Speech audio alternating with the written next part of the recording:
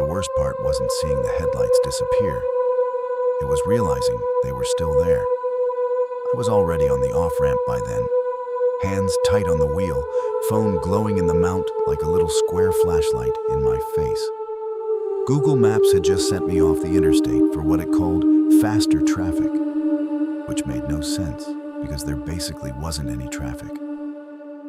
I remember that stupid blue line curving down and to the right, and I remember thinking I should have ignored it. I should have stayed on the interstate, even if it added 10 minutes, even if my phone started yelling at me to make a legal U-turn whenever possible. I should have done that.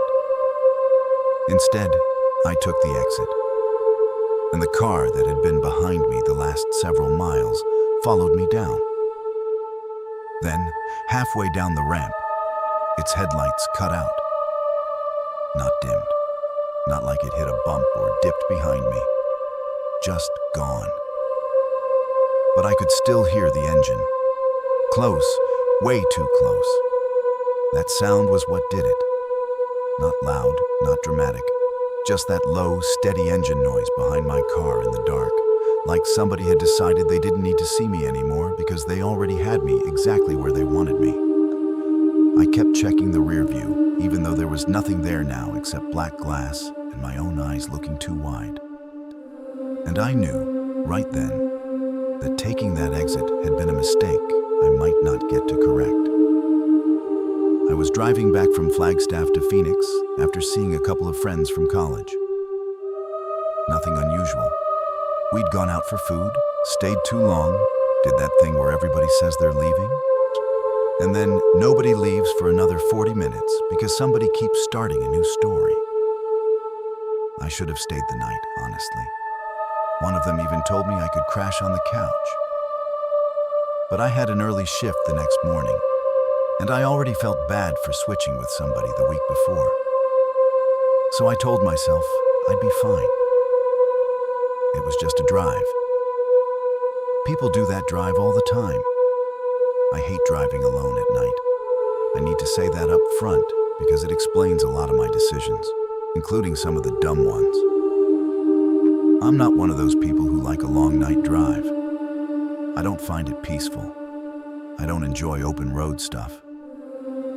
Once it gets late and the traffic thins out, every set of headlights feels too personal. Like they aren't just cars on the road, they're cars specifically near me. I know that's probably not rational, but that's how it feels. So even on familiar routes, I keep Google Maps open the whole time. Always. Doesn't matter if I've driven it 10 times. Doesn't matter if I could probably do it from memory. I want the route in front of me. I want to see how far till the next turn, even if there isn't one for 100 miles. And I want that little voice there because somehow it makes it feel like I'm not completely by myself. My friends make fun of me for it. They say I'm the only person who needs GPS to drive in a straight line between two cities. They're not wrong. My car at the time was an older silver Corolla that smelled faintly like sunscreen and old coffee, no matter what I did. The air conditioning worked, but only if you didn't turn it up too high. And the phone mount on my dash had one loose arm. So every few minutes I'd reach over and adjust my phone because it would start tilting toward the passenger seat. I had a half-finished gas station iced tea in the cup holder and one of those giant store-brand peanut butter crackers I'd bought because I hadn't eaten enough before leaving. It was a little after midnight when I got onto the interstate. Maybe closer to 1 by the time things started feeling off. The stretch between Flagstaff and Phoenix gets dark in a way that city people forget darkness can still be.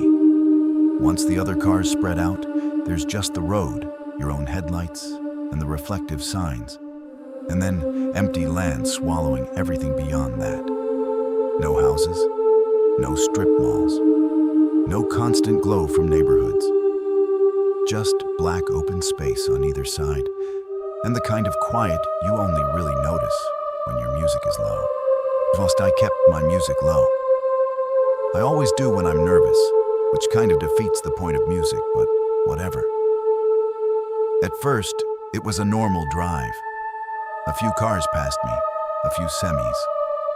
Nothing weird. I stayed in the right lane mostly, did that thing where I kept checking my gas even though I knew I had plenty, checked the route even though it was literally just follow the interstate south. Now and then, headlights would pass in the opposite direction on the far side and vanish. Then I noticed the car behind me. There wasn't anything immediately creepy about it. Just a car. Not riding my bumper, not flashing lights, not doing anything aggressive. It was there for long enough that I became aware of it, that's all. You know how, on a night drive, this certain cars kind of become part of your environment for a while. Same speed, same lane, same general position. I figured it was one of those. I stayed in the right lane and it stayed behind me. A minute or two later, I moved over to pass a slower truck. The car moved over too. That still didn't freak me out. I told myself maybe it had also been waiting to pass. Or maybe it was just pacing with traffic the same way I was. Once I got around the truck, I eased back into the right lane. The car did the same. I remember looking at it through the rear view and trying to identify the make by the shape of the lights. I couldn't. They were set a little wider apart than my car, maybe an SUV, maybe a sedan with a low front. It was too dark to tell, and I wasn't trying to stare at it long enough to be weird about it. I just noticed it was still there. I told myself not to do that thing where I invent a story because my brain is bored and it's late. So I let a few miles pass. Then, mostly to prove to myself I was being paranoid, I eased off the gas. Not by a lot. Just enough that if the person behind me wanted to go around, they clearly could. The car slowed down too. That was the first time my stomach did that little drop. Not full panic, not even really fear yet. More like my body catching something my brain was still arguing with. My fingers felt weird on the wheel, too aware, like I could suddenly feel every seam in the steering wheel cover. I waited, still going a little slower than before. The car stayed right there. I moved into the left lane again, no reason this time, just to test it. The car moved into the left lane. I went back to the right. It came back to the right. At that point, I said out loud, to nobody, "Okay." I don't know why. Maybe because saying anything made it feel less like I was just sitting there inside my own head. The map's voice stayed silent. The screen showed the blue route line continuing straight. No alerts, no traffic markers, no backup. Just straight interstate and that little arrow that was supposed to be me. I checked my mirrors again. There weren't any other cars close by. One pair of headlights way ahead. Nothing behind the car behind me. The opposite lanes were empty for long stretches. My signal bars had dropped to 1. I remember thinking, very clearly, don't get off the highway. That thought went through my head before maps rerouted me. Which is the part I still think about. Because about a minute later, my phone made that soft little chime, and the route changed. The blue line jumped. A new voice prompt came up telling me to take the next exit for faster traffic.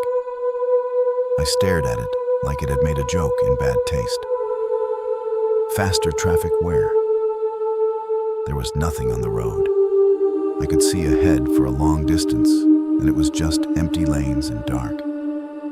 For a second, and I thought maybe there was some accident way up ahead that hadn't shown visually yet. Or maybe construction. Or maybe my signal had hiccuped and the app was doing something stupid. It has done that before, where it suddenly decides a side route saves 2 minutes and acts like it's a life-changing improvement. I should have ignored it. I knew I should have. I even started telling myself, no, just stay on the interstate. But the problem is, when you're already uneasy, your judgment gets weird. Because now I had 2 bad options in my head instead of 1. Stay on the highway with the car that's been pacing me, or take the reroute and maybe shake it. And I know that sounds ridiculous now because obviously getting off an interstate onto an emptier road is not safer. But in the moment, the thought wasn't that I should isolate myself more. The thought was, maybe this person is only behind me because we're on the same route, and if I take the exit, they'll keep going. I wish that was what happened.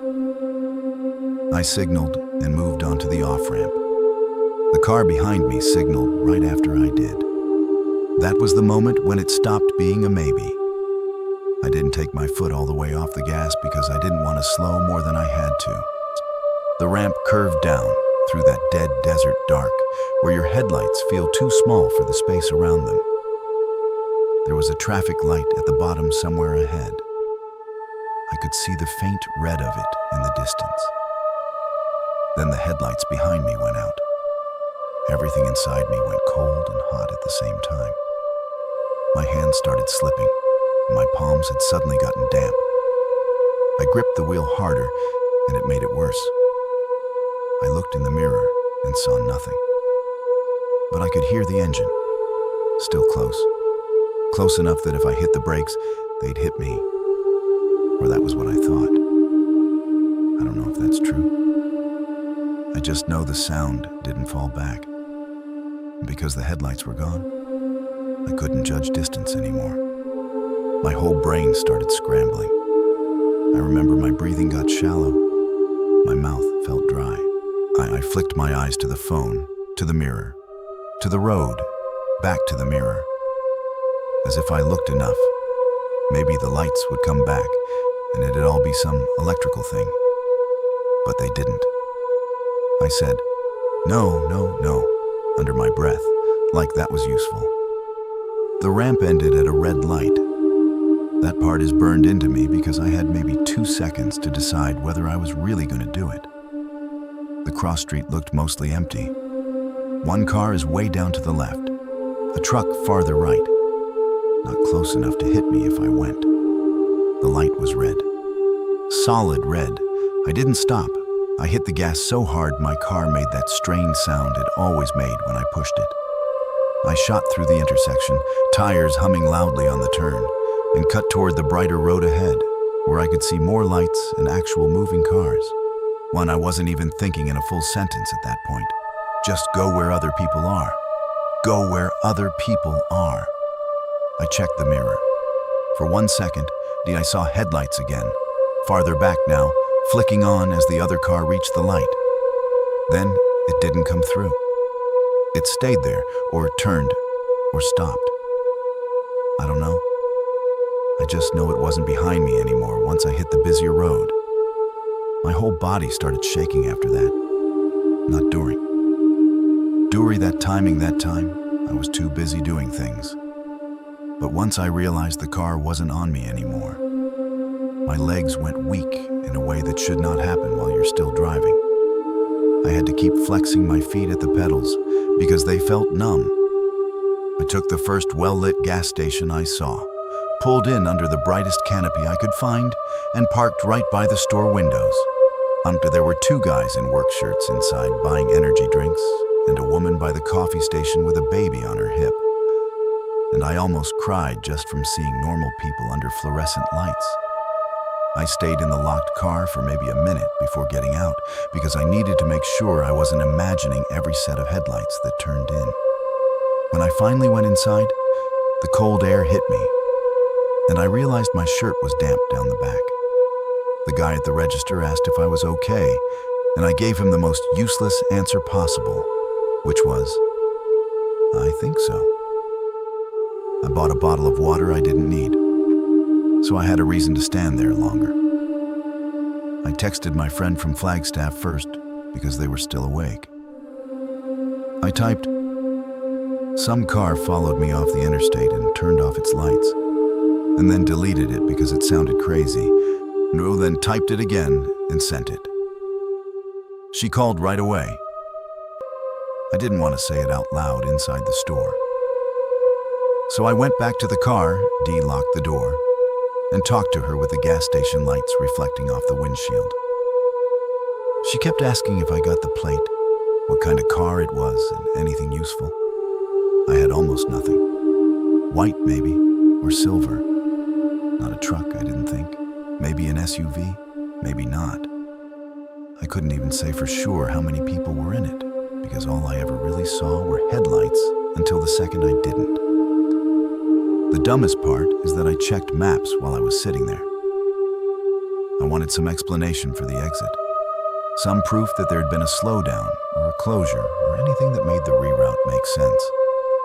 There wasn't one. The main route still looked clear.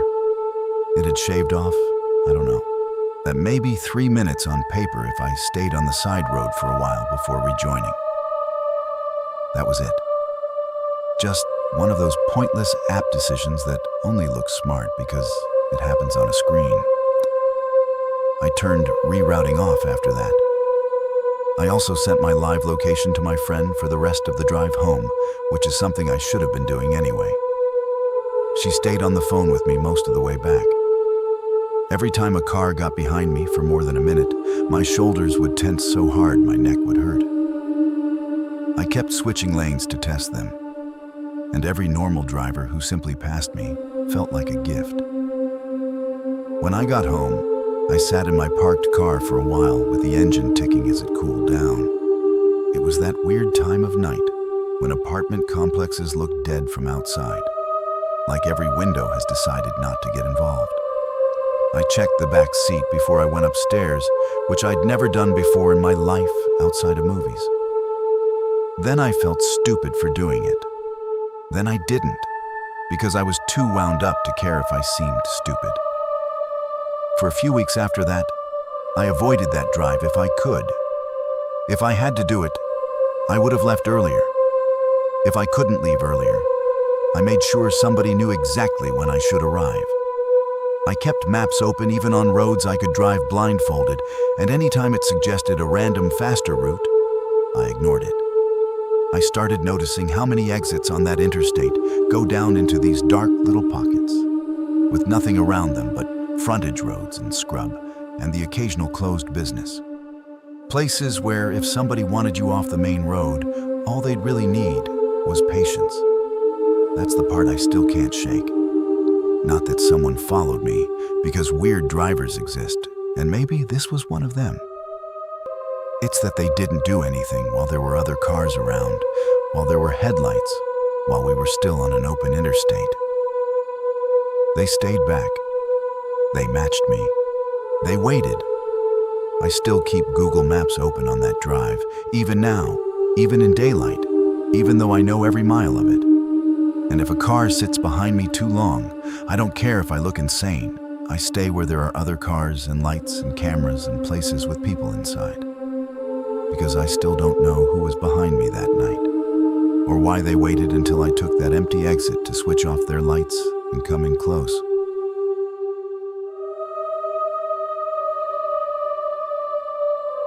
The next one is quieter, but it gets under your skin differently. The first time I heard it copy me, I thought it was just something loose in the car. I was on one of the forest roads I always take through the Allegheny area when I visit family, maybe 40 minutes from my parents' place. And I was doing that thing I do on long drives, where I tap patterns on the steering wheel without realizing it. Usually old drum fills, sometimes just random beats, nothing fancy. I've done it since I was a teenager. It keeps me awake, gives my hands something to do. That night, I tapped 4 quick hits with my left hand, 2 slower ones with my right.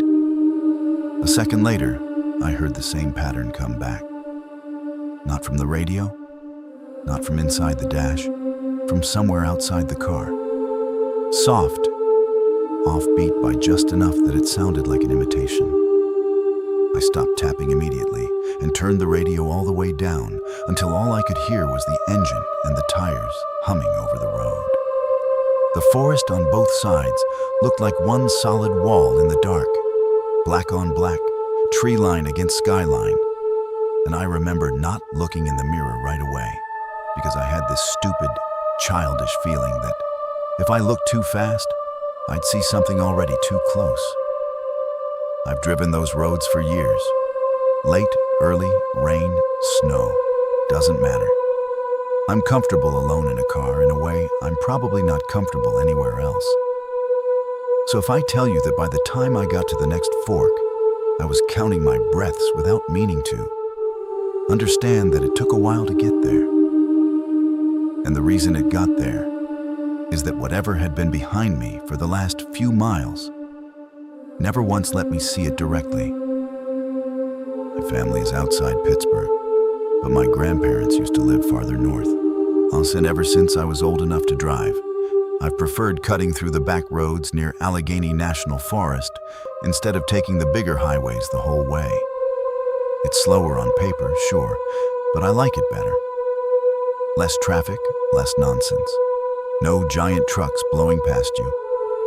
And after a while, let you start knowing the route the way people know their own neighborhood. Not just turns, specific bends. The gas station that's sometimes open and sometimes very much not. The church sign that always has letters missing. The long shallow dip in the road where fog sits low if it's cool out. I was in my early 30s when this happened, and I had done that drive enough times that I could feel when I was coming up on certain stretches before I saw them. My car was a dark blue Outback with the usual collection of receipts in the center console and pine needles permanently living in the cargo mat, no matter how many times I vacuum them out. I keep a thermos of coffee in the passenger seat cup holder and a flashlight in the door pocket. I don't say that to sound prepared. That's just back road driving where I'm from. You get used to carrying practical stuff. That night tea, I was coming back from seeing family. Nothing dramatic. Dinner, leftovers pressed on me even though I said no. My mother telling me to text when I got home. My father standing in the driveway in slippers like he was going to personally supervise me getting on the road. I left later than I meant to. The roads were dry. The air had that cool, damp smell you get around the woods after sunset. And my phone signal had already gone in and out twice before I got onto the route I like. It was routine? That's important. If I'm in a place that already feels unfamiliar, I notice everything. But on roads, I know I'm relaxed. I know where deer usually cross. I know which turns look sharper than they are. I know that if there are no streetlights, your eyes adjust and you stop missing them after a while. The darkness doesn't bother me out there. It usually feels normal. That's why the first wrong thing didn't hit me as wrong right away. It was in the rear view. Not headlights, not a car. More like a darker patch moving against the darkness behind me. That sounds ridiculous until you're out there. The tree line shifts as you drive. Headlights bounce. The rear glass catches reflections. Sometimes you glance up and think you saw motion where there wasn't any, because your own car is moving through alternating bands of open space and woods. That's all I thought it was at first. A visual trick. Trees and shadow. I kept driving. The road at that point ran between thick woods on both sides. No shoulder worth mentioning. Just a thin strip of gravel, and then brush and trunks crowding in. My headlights lit the lane ahead and the pale edges of the road signs. Everything outside that was suggestive rather than detailed. I tapped my fingers on the wheel. Low on gas, but not low enough to matter. Thermos coffee has gone lukewarm.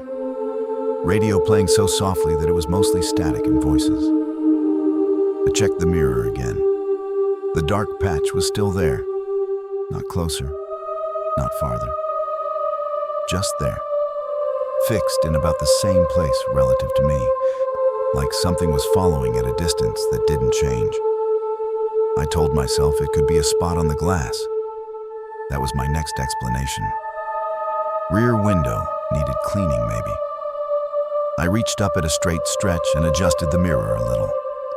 The shape shifted with it, which for a second made me feel better because that seemed like proof it was just on the glass or a reflection. Then I took the next long bend, and it stayed where it had been before. I didn't like that. Still, I had explanations. The nice thing about being comfortable alone is that you don't jump to fear early. The bad thing is, you can stay logical way past the point where logic is useful. I had miles of experience on roads like that, telling me there was probably a normal reason. Shadows. My own headlights are bouncing weirdly off something behind me. A vehicle farther back with only one working headlight, somehow hitting at an angle. I kept giving myself options because every one of those felt more likely than the alternative, which at that point I couldn't even define. I slowed a little. The patch stayed in place. That was subtle enough that I almost convinced myself I hadn't really tested anything. So I slowed a little more, enough that I could feel it in the engine note and see it on the speedometer. Still there. My hands kept up the tapping without me noticing. Left thumb, right fingers, little patterns against the wheel. I came up on a fork where I usually veer left toward the narrower road that cuts more directly through. There's a sign there that's reflective in a way that always catches my headlights hard. I stopped because I was thinking about whether I wanted the shorter route that late or if I should stick to the wider county road. Just for a moment. Full stop, foot on the brake. And in the mirror, the darker patch stopped too. I felt my scalp tighten, which is the only way I know how to describe it. Not pain, just that strange pulled feeling like your body is bracing before your mind decides why. I looked over my shoulder, directly through the back window. Nothing. No headlights, no parked car, no person. No movement on the road behind me, not that I could see. Just the weak red glow from my own brake lights catching dust in the rear glass, and then darkness beyond that. I sat there for a few seconds, long enough that I got annoyed at myself for sitting there. Then, a little embarrassed. Then, irritated that I was embarrassed. And it was just a road. I knew the road. There was no reason to act like a nervous kid on a ghost tour. So I took the left fork and kept going. The road narrowed pretty quickly after that. Less maintained, or at least it always felt that way. More overhang from the trees. No center line in some stretches. One of the reasons I like it is that nobody else does. At night, especially, you can drive 20 minutes and not see another vehicle. That was true that night, T2. No headlights coming toward me. No tail lights ahead. Just me, the hum of the tires, and that occasional sense in the rear view that something had chosen to remain exactly where I couldn't settle my eyes on it. I started noticing other things then. Little things that probably would have meant nothing on their own. When I checked the side mirrors, I had this feeling that I was doing it too late, as if something had just moved out of sight before I looked. When I took curves, I found myself wondering not whether anything was there, but what angle of me I was presenting to the dark on the side of the road. I straightened up in my seat without thinking about it, turned the radio down more. I even stopped taking sips from the thermos because the sound of the lid clicking distracted me. That's the watched feeling, I guess. Not seeing anything. Changing yourself because you might be seen. I tested it in small ways. I sped up on an open stretch, then eased back down. The patch behind me matched. I turned the interior fan down so I could hear better. For a minute, there was nothing but road noise and engine, and once, a branch scraping somewhere along the passenger side as I passed too close to the edge. I told myself that's all the earlier sound had probably been. Branches, gravel. Stuff roads do at night when you're listening too hard. Then I tapped the wheel again. Just once.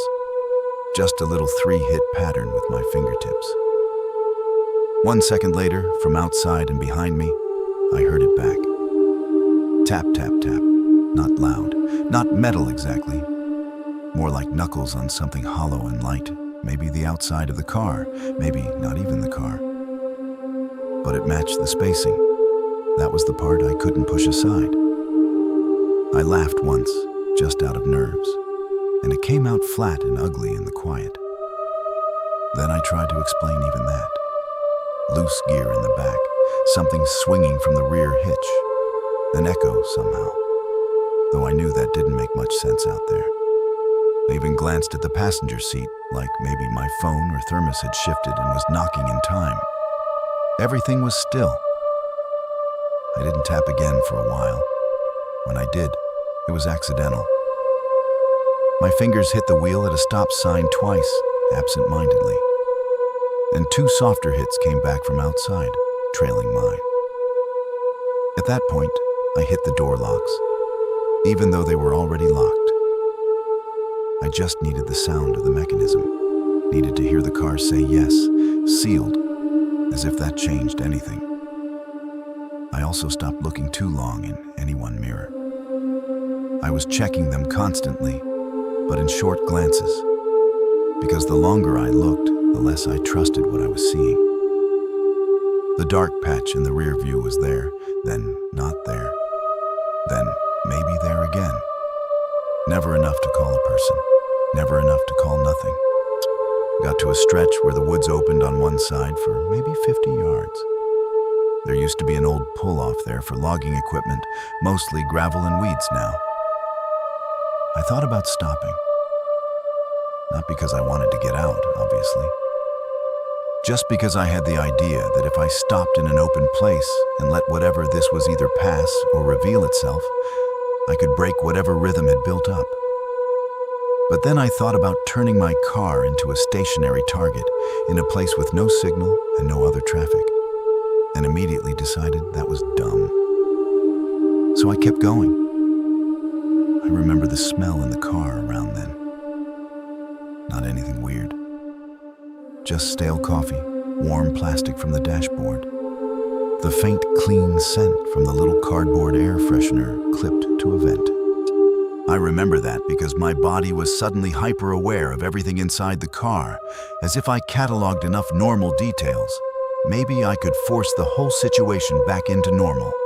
There was a narrow stretch ahead, where the road runs between a rise on one side and a drop with thick trees on the other. No shoulder, no room to turn around cleanly, just enough lane to stay careful. I know it well. I hate it in winter, love it in summer. That night, I came into it already too tense, shoulders up, jaw set. I checked the rear view. The dark shape was still there, fixed in the same impossible not place. Then I glanced at the passenger side mirror because something in me said to, no reason, just one of those impulses. And there was a figure standing just off the road, perfectly still, human-sized, at the edge of the trees, but where my headlights barely reached sideways. Not stepping out, not waving, just there. I snapped my eyes back to the rear view. The dark shape was still behind me. I looked back at the side mirror. The figure was still off the road. I remember making a sound then, not a word. Just this short, punched-out breath because my brain couldn't fit the two things together. If it were a person off the shoulder, then what had been behind me? If what had been behind me was a person, then who was standing there? And if both were somehow shadows or tricks, why did they both hold still in exactly the wrong ways?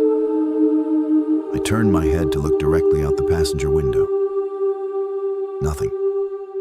Just black trees and the edge of my headlights sliding across trunks as I moved. Back to the side mirror. The figure again. Same spot, same stillness. Back to the rear view. The patch, centered behind me, keeps pace. I hit the locks again. Useless, panicked habit. I could hear my own breathing now, too fast, and the engine sounded smaller than it should have, like the woods were pressing in around it. My hands were cold. Not metaphorically. Actually cold on the wheel.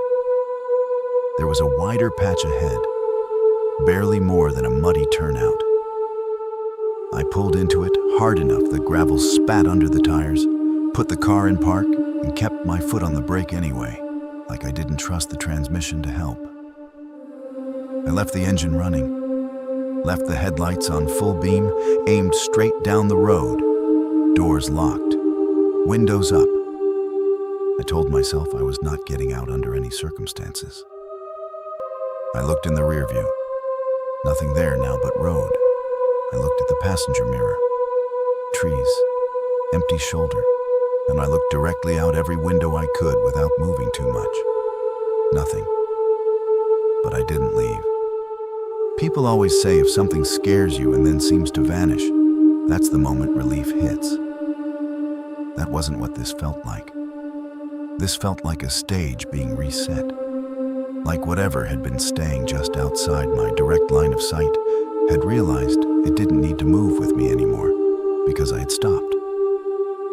So I stayed in that turnout with the engine running and the headlights on and my phone on the seat beside me, showing no service. I don't know how long the first hour felt. Just that time got stupid. Every few minutes, I'd scan the mirrors, then the windows, then the tree line at the edge of the headlights, then back to the mirrors again. A few times I thought I heard little sounds outside, not footsteps, more like the wood settling, the leaves shifting, something small clicking against the body of the car, or maybe against itself out in the dark. Every time I heard anything, I froze so hard my shoulders hurt afterward. I did not tap the steering wheel again. Around what I guessed was maybe 4 or 5 in the morning, the black outside the windshield started becoming shapes instead of one flat wall. Trees became trunks. The road got edges again. The sky went from sealed shut to that thin gray that feels almost dirty before sunrise fully commits. Once I could actually see the turnout around me, there was nothing there. No footprints that I could make out from inside. No parked vehicle. No person. No, anything except damp gravel, weeds, and the road I'd been too afraid to drive on for the last few hours. When the sun was properly up, I finally pulled back onto the road and kept going. I didn't mention all of it to my parents when I got home. I told them I'd gotten tired and pulled over for a while. My mother said I should have called. I almost laughed at that because there had been nowhere to call from. Later, when I was calmer, I did the thing everybody does. Tried to reduce it. Maybe there were 2 different people. Maybe the side mirror and rear view were catching different things at different distances, and my brain stitched them together wrong because I was already on edge. Maybe the tapping had some mechanical cause that lined up by coincidence. Maybe. But I still drive those roads less casually now. I still catch myself starting the old steering wheel patterns and stopping halfway through. And every time I go through that section at night, I know exactly where the turnout is without needing to think about it. I still don't know how the same figure could be behind me in the rear view and standing just off the road in the side mirror at the same time, when every time I looked directly there was nothing there at all.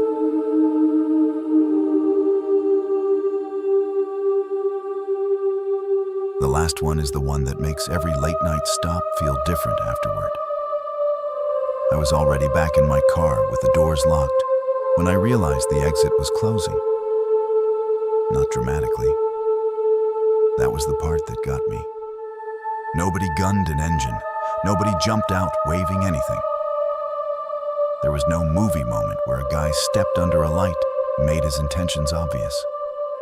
It was quieter than that. Slower, more normal looking if you only glanced once.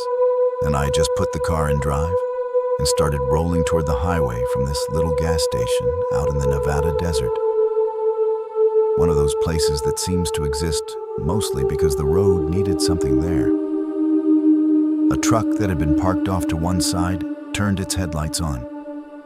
Another vehicle, An older SUV near the ice machine did the same. Then both of them started moving at once. Not toward me exactly. Not in a way you'd honk at right away. But into positions that made the space I had to leave through narrower every second. I remember gripping the wheel and noticing my fingertips were dusty from checking my tire valves a few minutes earlier. That stupid detail is what I remember. The air in the car still smelled like burnt coffee from the cup in the holder. The fluorescent lights over the pumps buzzed overhead, and the two vehicles kept rolling, calm as anything, like they had all the time in the world because they already knew I was the only one there to see it happen. I don't scare easily on the road. I've spent too many nights crossing empty states for that. But watching those two vehicles close in, nice and easy, out in a place where there should have been witnesses and somehow there weren't, I had the clearest thought I've maybe ever had in my life. If I wait one more second, I'm not getting out of here. I was driving across Nevada overnight by choice, which my wife says tells you more about me than any personality test could. I like long drives, especially in the desert.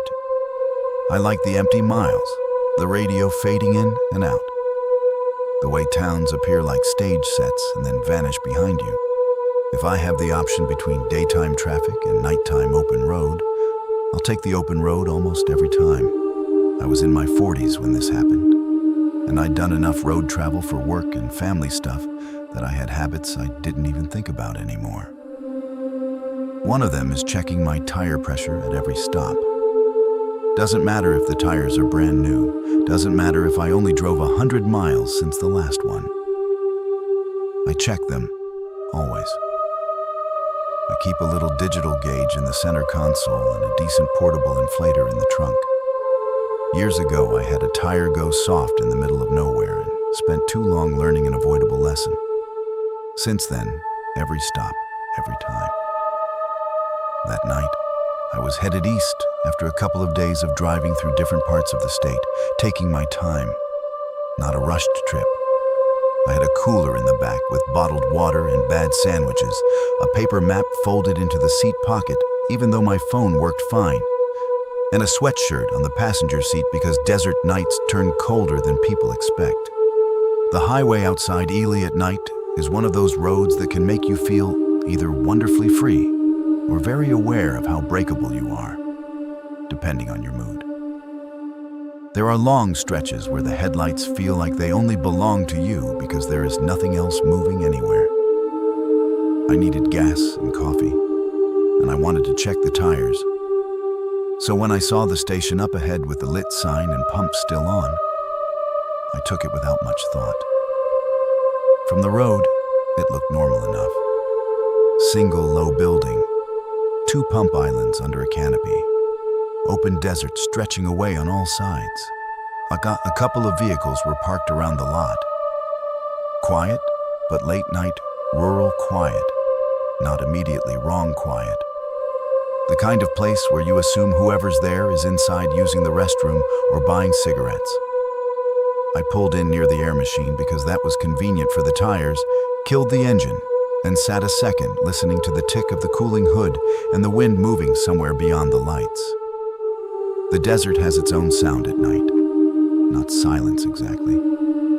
More a broad, empty hush with little edges of grit and distant metal, and the wind carrying things farther than you'd think. There were 2 other vehicles I noticed right away. One was a pickup parked off to the side near the edge of the lot. Engine running, headlights off. No one visible inside. The other was an older SUV parked near the building. Dark windows. No, couldn't tell if anyone was in it either. That was the first wrong note. A running truck with nobody in it isn't exactly sinister on its own.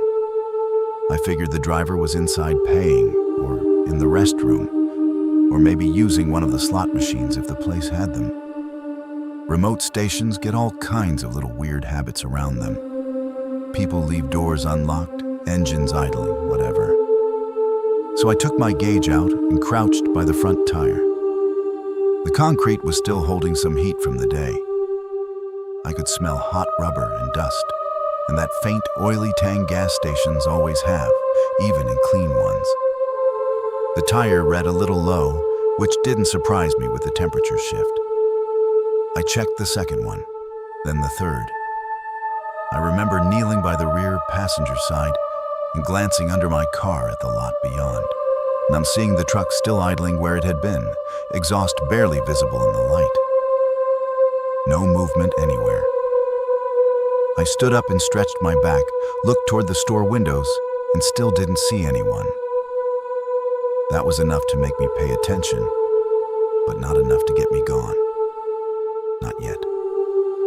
I went inside mostly for coffee, and because if somebody's truck is running empty, the obvious explanation is the driver is inside.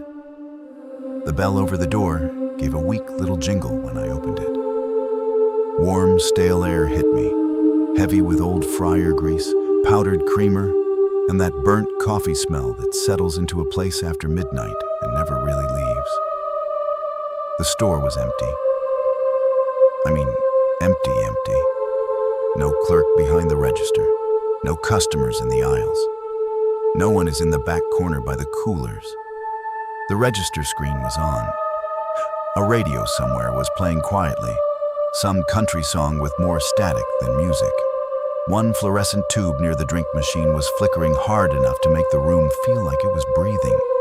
I stood there a few seconds, expecting somebody to come out from the back and do the usual, "Sorry, be right with you" thing.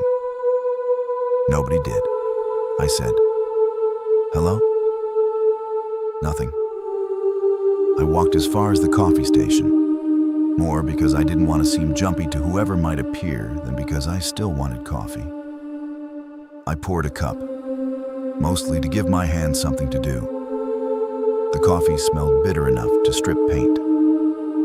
I took one sip and knew it had been sitting there too long, but I carried it anyway.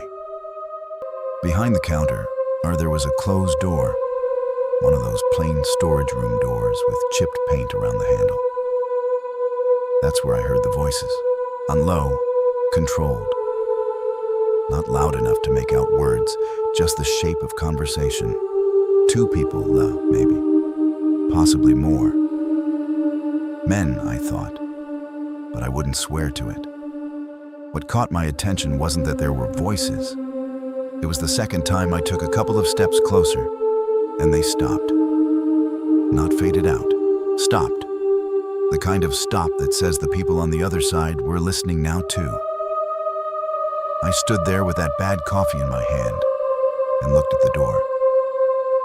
The whole place seemed to sharpen at once. The hum of the coolers, the buzz from the lights.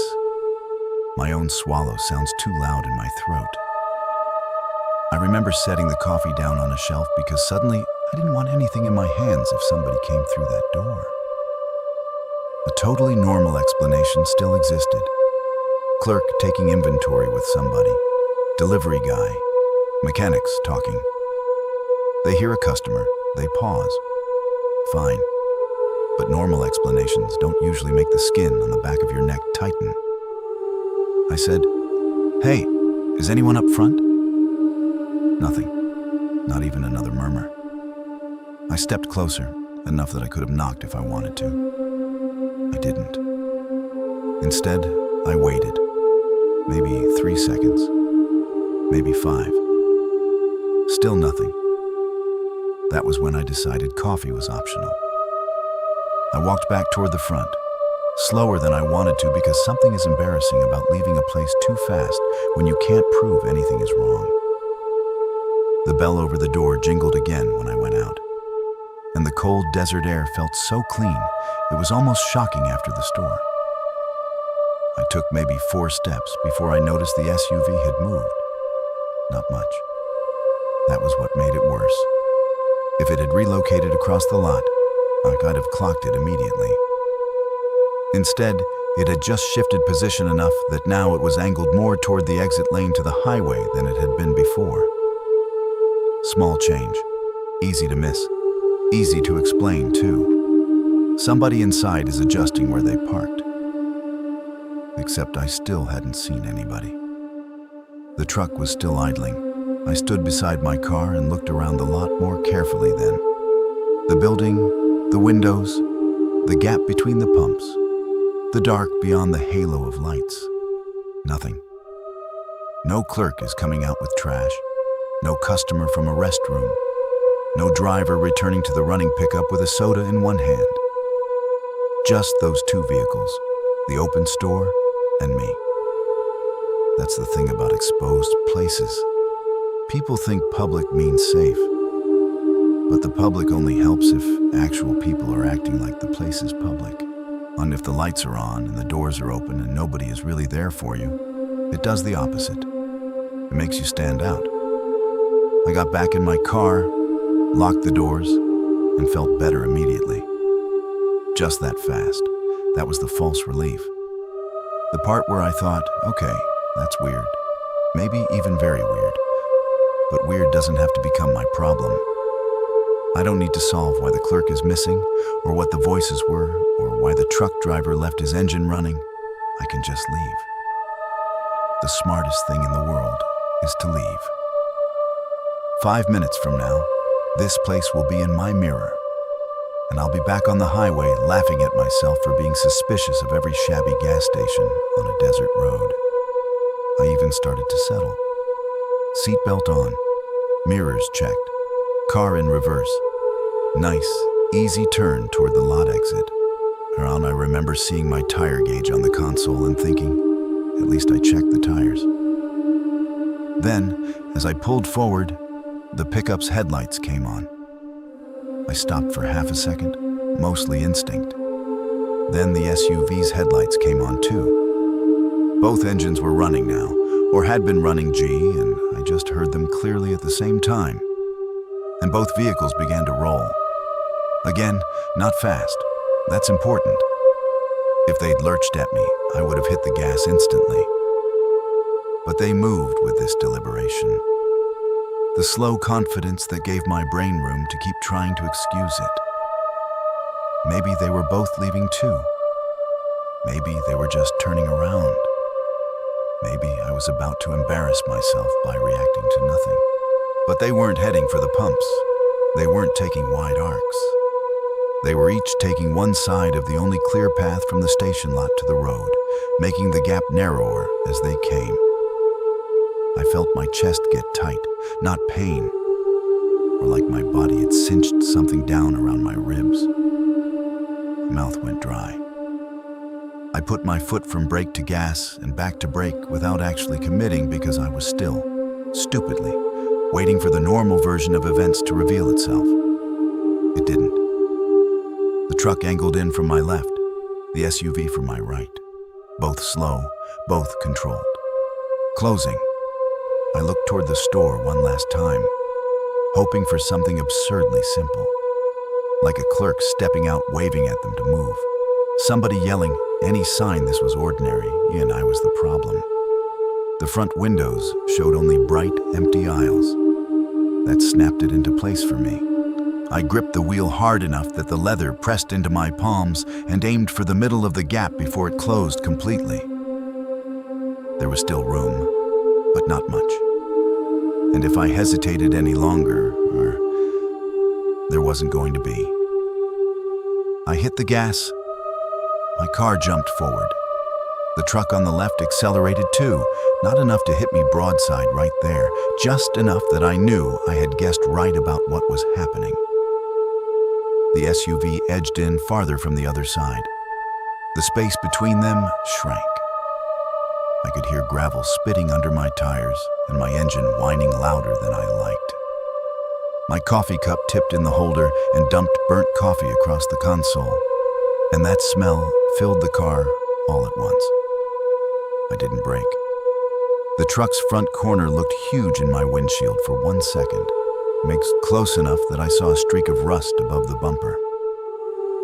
On the other side, the SUV's headlight glare washed across my passenger window so bright I couldn't see past it. I remember ducking instinctively, even though I was inside the car and already committed. There was a hard jolt as my right tires hit the edge of the pavement near the exit. then a scrape, or maybe just gravel hammering the underside. And suddenly I was through. Out onto the highway. I yanked the wheel straight, corrected once when the rear slid a little, and then I was flying down the road faster than I should have been, the station lights dropping behind me. In the mirror, I saw both vehicles at the edge of the lot, stopped or turning, I couldn't tell. For one horrible second, I thought they'd both come after me. I was already planning the next steps and pieces. No stopping, no pulling over. Straight to the next town with lights and people. Call once I have enough distance. Keep moving. But they didn't follow. Or if one did for a short distance, I never saw it separate clearly from the dark, and I wasn't about to slow down enough to confirm. I drove until I got to a well-lit town, and then farther into it than I needed to. Right into the brightest part, where there were other cars and open businesses and a fast food place with teenagers cleaning tables under harsh lights. I parked under a street lamp and sat with both hands still on the wheel because they didn't seem to know they could let go yet. The inside of the car smelled like burnt coffee and rubber. My heart was hammering hard enough that I could see my shirt moving with it. My right hand had a little tremor in it when I finally reached for my phone. I called my wife first. Then, after I could talk in full sentences, I called the local non-emergency line and told them what had happened, or what I thought had happened. Because even then, I heard how it sounded. Empty gas station, voices behind a door. Vehicles were moving when I tried to leave. I gave the location as best I could. The dispatcher took it seriously enough to ask follow-up questions, which actually made me feel less crazy and more afraid. I don't know what was found there later, if anything. I wasn't going back to check, and I never got some dramatic follow-up that solved it for me. That's not how these things usually work. Most of the time, you get your narrow slice of it, and then you spend the next few years deciding how much weight to give what your own body knew before your mind caught up. What I know is this. I stop differently now. I still check my tire pressure, because habits like that don't go away. But I do it where I can see people moving, where the clerk exists, where a place behaves like an actual place and not a stage set waiting for someone to walk into it. If I pull into a station and the only things that seem alive are the lights and one idling vehicle, I leave. I don't go in to be polite. I don't linger to gather evidence. I leave. And every time I pass one of those isolated desert stops after dark, lit up in the middle of nowhere like it's there to help, I think about how easy it would have been to step out, check my tires, grab a coffee, and never once understand what kind of place I'd actually pulled into. I still don't know if that gas station was being used on purpose as a setup, or how many other drivers had already stopped there without realizing what they were walking into.